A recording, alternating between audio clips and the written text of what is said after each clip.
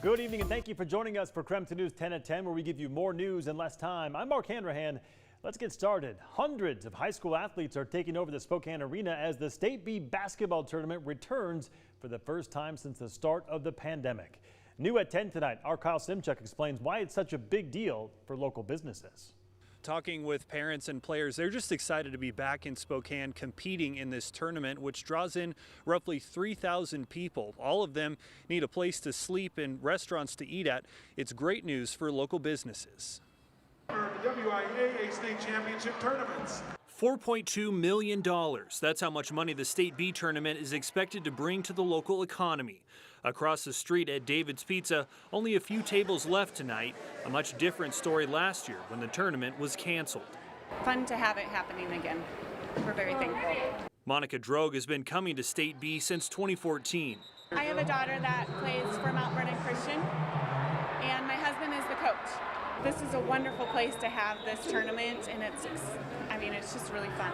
The atmosphere, and seeing all the teams and all the school spirit, it's really fun. 960 young athletes traveled from around the state. For some, it's their first time playing in a state tournament and on such a big stage. The courts are pretty fun. The lights, all the fans cheering. It's really nerve-wracking, and it's really loud, so you can't really hear what your coaches are saying, so you got to step in kind of and call out your plays. It's just a great vibe here. It's a good time, just a good place to get together, have some fun, watch some good basketball.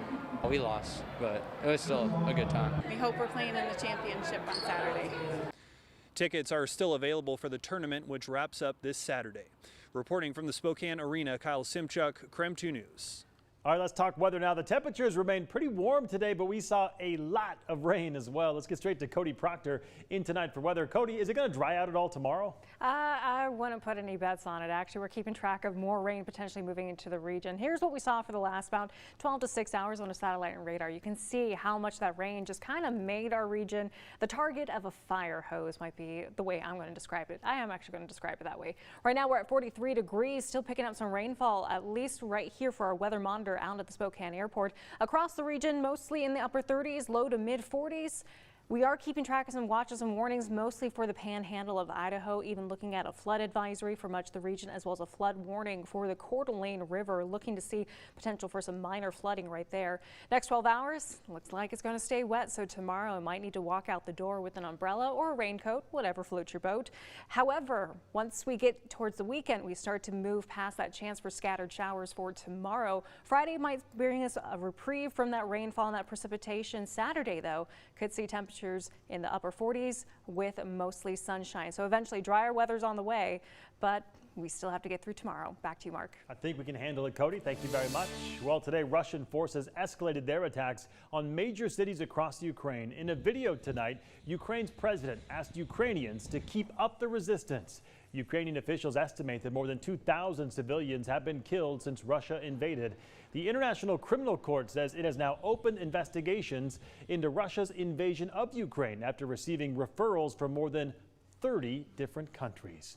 Now to our night beat with a quick look at the day's top stories. One person is dead and the shooter is on the run tonight. Spokane police investigating a drive-by shooting from early this morning. I'm going to be definitely a little bit more aware of what's going on around me when I get home and when I leave home. That's what one witness says about the shooting, which happened on the lower South Hill in an area just southwest of Shriners Children's Hospital. Spokane police say one person was shot at an apartment complex inside one of the units. That person died at the scene. Police have not released their identity at this point.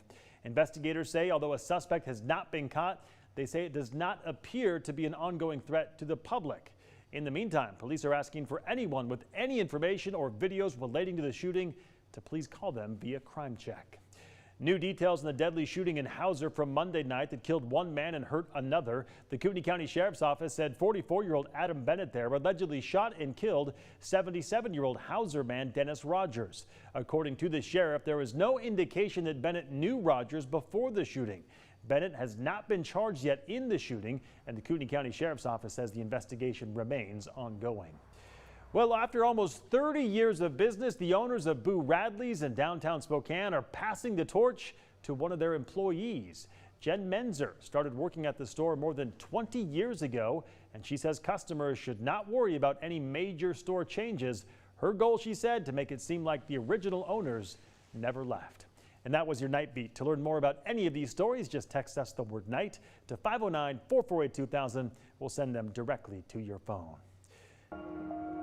Well, tonight we continue our Boomtown series where we explore the explosive growth in the inland Northwest and the impacts of all that growth. Today, the Kootenai County Sheriff, Robert Norris, spoke to the media about staffing shortages among his deputies and support staff. One of, if not the fastest growing counties in the United States. Something I wish wasn't true. Don't we? Don't we wish it wasn't true, that's for sure. Well, according to the sheriff, Kootenai County's population has grown by almost 40,000 people since 2009, but in that same time, the sheriff's office has only added one patrol deputy to its ranks. He said one of the problems has been the sheriff's office budget when it comes to the salaries they can offer new employees and how that compares to the booming housing market in Kootenai County. A group of demonstrators lined bridges above I-90 in Spokane today as a group of truckers left Spokane to protest masks and vaccine mandates. They call themselves the Freedom Convoy. The truckers and their supporters are calling for an end to the masking and vaccine requirements. The demonstrators held flags and signs cheering as the trucks passed below them. One woman says they will continue to protest as long as any sort of mandate exists. Just because they're ending the mandates on vaccines and masks, you heard OSPI say that be willing to put those back on. So they're not ending it, they're just giving us a reprieve. And the vaccine passports are not going away. They're going to turn into a digital passport. And, you know, for people like me who are not going to get that vaccine, you know, where are we going to go? What grocery stores, what venues are we allowed to be going into? The group that left Spokane today plans to drive to Missoula, where they'll meet with more truckers to then drive to Washington, D.C.